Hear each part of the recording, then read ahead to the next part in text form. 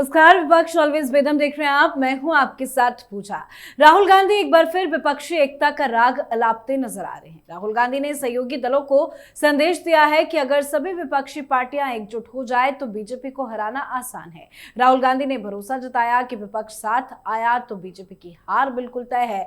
वो तो ये भी कह रहे हैं कि बीजेपी 140 सीट भी पार नहीं कर पाएगी। तो सवाल ये है कि जिस विपक्ष को राहुल गांधी एकजुट करने निकले हैं, क्या वो एकजुट रह पाएगा?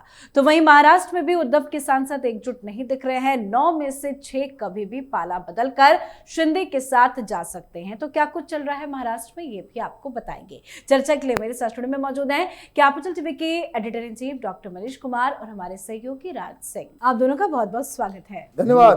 सर, राहुल गांधी कह रहे हैं कि विपक्ष अगर एकजुट हो जाए तो पीएम मोदी को हराना बड़ा आसान है। देखिए, सिजोफ्रेनिया से ग्रसित है राहुल गांधी। हाँ। अभी हाल में एक जगह चुनाव हुआ था बिहार में। जी। सारे लोग इकट्ठा थे, वामपंथी भी, आरजेडी भी, ममता बनर्जी भी, सारे लोग एक साथ प्रचार करने के लिए। अखिलेश यादव भी आ गए, सारे लोग आ गए। आपने उन तमाम चीजों को उठाया जो आज आपने भाषण दिया है कि चोरी हो रही है, वोट चोरी हो रही है, एसआईआर है तो ईवीएम है, पता नहीं, सारी बातें आपने कर दी। क्या रिजल्ट आया? 2/3 मेजोरिटी से बीजेपी प्लस जीत गई और आप मुंह दिखाने लायक नहीं बचे, है ना? तेजस्वी यादव नेता प्रतिपक्ष बनने लायक वो विधायक इकट्ठा नहीं कर पाए। तो ये जो बहकी बहकी बातें जिसका हकीकत से कोई लेना देना नहीं है, भाई भी आग के सामने हुआ ना। भाई आप ये बता दो, महाराष्ट्र में चुनाव हुआ, सारे लोग एक साथ थे, फिर क्या हो गया? फिर क्यों हार गए? और जहां जहां आप साथ में नहीं रहे वहां भी हारे। आपको ये दरअसल ये कॉमेडी करने में माहिर हो गए राहुल गांधी। क्या बोलते हैं और क्या उनका, अब वो दरअसल वो अपना गेम खेल रहे हैं कि भाई अब तो ममता भी गई, बस अखिलेश हार जाए, तेजस्वी भी गया, केजरीवाल भी गया, स्टालिन भी गया, सारे लोग चले गए, अब मैं छत्र राज कर रहा हूं। और इसलिए भाषण नहीं, एआई से बनाया हुआ एक भाषण ऑडियो जो है आप रिलीज कर रहे हो। अमिताभ बच्चन बनना है, हीरो बनना है, उसके लिए बहुत मेहनत करनी पड़ती है। अभी पिछले एक सप्ताह में क्या हुआ? अभी कल तक आप कह रहे थे कि सीट चोरी हो गई, मीनाक्षी नटराजन जो है उसके खिलाफ देश भर में आंदोलन करेंगे। इसको कहते हैं मंकी पॉलिटिक्स। अभी कुछ दिन पहले आप ईवीएम कर रहे थे, उधर से मंकी क्या करता है, एक डाल से दूसरे डाल, इधर से उधर छड़पने का काम। फिर आप आ गए, नहीं वोट चोरी हो रही है, फिर एसआईआर आ गया तो ये आ गया। आप हर 5 दिन के बाद अपना एजेंडा बदलते हो। और आप बताया जा रहा है कि देश भर में युवाओं को, खैर इसके ऊपर तो मैं डील करूंगा, सड़कों पर उतरेंगे। इसके ऊपर भी मैं डील करूंगा, कहाँ कहाँ किसको किसको, कौन कौन से टीचर, कौन कौन से कोचिंग इंस्टीट्यूट को, और कौन कौन से वो जो भाषण देने वाले, बच्चों को बरगलाने वाले उन टीचर्स को जो है आपने हायर किया है। ये सब कहानी अगर जाएगी तो आगे जाएगी, लेकिन आप कुछ भी कर लो, बिना संगठन को मजबूत किए हुए आपसे कुछ नहीं होगा। और इसका सबसे बड़ा प्रमाण है कि आपने विपक्षी एकता की बात की, वहां से बिजन साहब जो है वो आगे की बकवास कर रहा है। लीजिए, तो ये बहुत सारी चीज है। लेकिन राहुल गांधी का क्या किया जाए? वो पहले भी 25 साल पहले भी इमेच्योर थे और अभी भी इमेच्योर। और बड़ी बात यह है कि कांग्रेस तो खुद ही एकजुट नहीं है। जब कांग्रेस पार्टी एकजुट नहीं है तो वो विपक्षी गठबंधन को क्या एकजुट करेंगे? लेकिन इस तरह की बहकी बहकी बातें, बड़ी बड़ी बातें राहुल गांधी क्यों कह रहे हैं? वो दावा कह रहे हैं कि अगर हम एकजुट हो जाए, जांच एजेंसियां, चुनाव आयोग, सब लोग निष्पक्ष काम करे तो बीजेपी 140 भी पार नहीं कर पाएगी। लेकिन राहुल गांधी क्या करेंगे? कुछ लोगों को न्यूज में रहने के लिए उटपटांग बातें करनी पड़ती है। अब देखिए, अपने क्या होता है, कई बार अपनी अचीवमेंट से आप न्यूज में रहते हैं, कुछ अच्छा आपको प्राप्त होता है। कांग्रेस को कुछ प्राप्त तो हो नहीं रहा है ना, इस उटपटांग बातें तो वो करेंगे। लेकिन एक चीज देखिए, वो कहते हैं कि विपक्षी दलों को एकजुट रहना पड़ेगा। तो एकजुट बनने के रास्ते में सबसे बड़ा रोड़ा कौन है?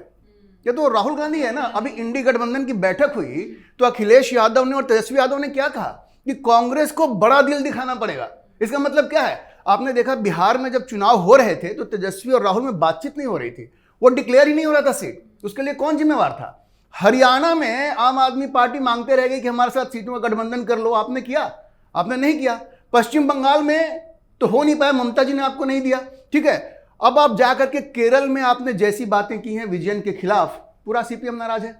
और अखिलेश यादव ने भी कहा कि जो आपने आरोप लगाए कि बी टीम में बीजेपी की, वो ठीक नहीं था, ठीक है। तो आप तो सबसे बड़े बाधा हैं, कहां से आप एक हो पाएंगे? तो इसलिए राहुल गांधी जो इस तरह की बात करते हैं, देखिए है क्या, उनको यह लगता है एकता का मतलब क्या है? तुम हमारे साथ मर्ज कर जाओ, हमको अपना गुरु मान लो, हमको अपना नेता मान लो और फिर हम लोग लड़ते हैं, मतलब एक छत्र राज्य हो मेरा। तो उनके कहने का मतलब यह है कि भाई सब लोग सरेंडर कर दो, मोदी से लड़ना है तो सब लोग सरेंडर कर दो और तभी जाकर के हम मोदी को हरा पाएंगे। तो दूसरे लोग इतने बेवकूफ नहीं है ना। उत्तर प्रदेश में आपकी क्या ताकत है? अभी तो देखिए जाकर किस तरह का वहां ड्रामा होता है। तो राहुल गांधी को जमीनी हकीकत का अंदाज नहीं है। ऐसा है कि ममता बनर्जी की जिस तरह से बुरी हार हुई है और उसके बाद पार्टी में जो तोड़फोड़ हुई है, तो राहुल गांधी का मन बड़ा बढ़ गया है। उनको लगता है यही मौका है, कहते हैं ना मौके पे चौका मारना है, तो उनको लगता है यही मौका है, सबको कहो कि भाई आके हमारे सामने घुटने टेको और फिर हम एकमात्र नेता होंगे जो मोदी के सामने खड़ा होंगे और तब जाके हम उनको हराएंगे। यही उनकी मंशा है। बिल्कुल सर, बात महाराष्ट्र की करें तो डेवलपमेंट काफी ज्यादा देखी जा रही है और बयानबाजी भी हो रही है, हलचल भी, मीटिंग भी, सब कुछ चल रहा है। क्या वाकई में बहुत जल्द ऐसा होगा कि उद्धव ठाकरे के जो सांसद है वो पाला बदलकर इधर एकनाथ शिंदे के साथ आ जाए? देखिए, मुझे तो लग रहा है कि जिस तरह के बयान संजय राउत दे रहे हैं, वो तो बौखलाएं काफी ज्यादा। तो आदमी बौखलाता कब है? जब पार्टी टूट रही होती है, जब कोई बुरी खबर आ गई हो और आप जो है अघोरी कह रहे हो, पता नहीं क्या क्या प्रधानमंत्री के बारे में आप कह रहे हो। ये तो तभी इस तरह की भाषा निकलती है मुंह से जब आपको नुकसान ऑलरेडी हो चुका है। अब पता नहीं किसने एडवाइस कर दिया, नहीं कर दिया। उद्धव ठाकरे ने मीटिंग बुला ली है कल कि सारे सांसदों की बैठक होगी। अब इसमें से 6-7 नहीं पहुंचे तो ऑलरेडी आपके इस पहल की वजह से मामला खराब हो जाएगा। और अगर ये लोग जाते हैं और अंदर बहस हो जाती है और अंदर से खबर आती है कि सारे लोग मीटिंग के अंदर ही उल्टी पुल्टी बातें करने लग गए, संजय राउत को बाहर निकालने की, जैसे भाई कल्याण बनर्जी कह रहा था ना 2 दिन पहले कि भाई अभिषेक बनर्जी को निकालो, अब सारे लोग कहने लगे कि अब ये संजय राउत को बाहर निकालो, आपने विचारधारा पे कॉम्प्रोमाइज कर लिया, तब क्या होगा? मतलब ये है कि आपकी पार्टी एकजुट रहे, इसके लिए आप क्या कर रहे हो? भाई अभी ये खबर आई, भाई आप 7 तारीख को सो रहे थे, 7 तारीख को ही सारे लोगों की बैठक हो गई, आपको पता ही नहीं चला। आपको ये भी नहीं पता चला था कि जब आप मुख्यमंत्री थे और आपके ज्यादातर विधायक जो है वो महाराष्ट्र छोड़ करके असम पहुंच गए और आप उनको गुजरात में ढूंढ रहे थे। आप गुजरात में ढूंढ रहे थे। शरद पवार ने क्या कहा था कि ये तो बिल्कुल इमेच्योर आदमी निकला, बेकार हमने इनको मुख्यमंत्री बना दिया। जब मुख्यमंत्री को यही मालूम नहीं है कि उनका विधायक वो असम पहुंचा हुआ है और ये गुजरात में ढूंढवा रहे हैं, तो इसका मतलब है कि ये कुछ दूसरी ही दुनिया में जो है, ख्वाबों ख्यालों की दुनिया में ये विचरण करते हैं। तो ये देखिए साफ साफ दिख रहा है, खबर आ रही है कि पार्टी ऑलरेडी टूट चुकी है। कब और कैसे, यही मोडालिटीज जो है वो तय हो रहा है। कब और कैसे, क्या रणनीति बन रही है, कब बड़ा धमाका होगा?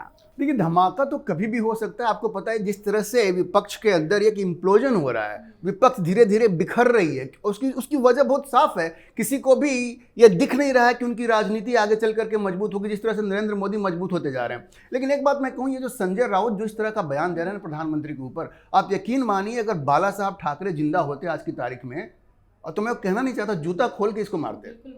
ये इस तरह की भाषा का प्रयोग करते हैं। बाला साहब ठाकरे ने एक वक्त कहा था, ये कांग्रेस की चमचागिरी करते हैं ना कि वो प्रधानमंत्री थे जवाहरलाल नेहरू और इंदिरा गांधी, राजीव गांधी। बाला साहब ठाकरे ने कहा था, एक बार उनसे पूछा गया था कि क्या आप कभी कांग्रेस से हाथ मिलाएंगे, तो बाला साहब ठाकरे ने कहा कि मैं अपनी पार्टी को खत्म कर दूंगा, वाइंड अप कर दूंगा, लेकिन कांग्रेस से कभी हाथ नहीं मिलाऊंगा। आप सोच सकते हैं वो बाला साहब ठाकरे थे और ये उद्धव ठाकरे हैं और ये संजय राउत हैं जो कांग्रेस की चमचागिरी कर रहे हैं। ये लोग किसी भी एंगल से बाला साहब ठाकरे के विरासत के हकदार नहीं है। इन लोगों ने बाला साहब ठाकरे के साथ गद्दारी की है। उनकी जो आइडियोलॉजी थी उसके साथ गद्दारी की है। एक तरफ हिंदू हृदय सम्राट बाला साहब ठाकरे और ये मुस्लिम तुष्टीकरण की मिसाल बन गए, वहां पे आइकॉन बन गई। ये लोग किस मुंह से बात करते हैं मुझे समझ में नहीं आती है। और देखिए जिस तरह का तुष्टीकरण ये लोग कर रहे हैं, नीति सिद्धांतों से जैसे हटे हैं, तो इनके जो सांसद हैं, और सांसद तो छोड़िए, ये जो कैडर है उनका, वो बिल्कुल बेचैन महसूस कर रहा है।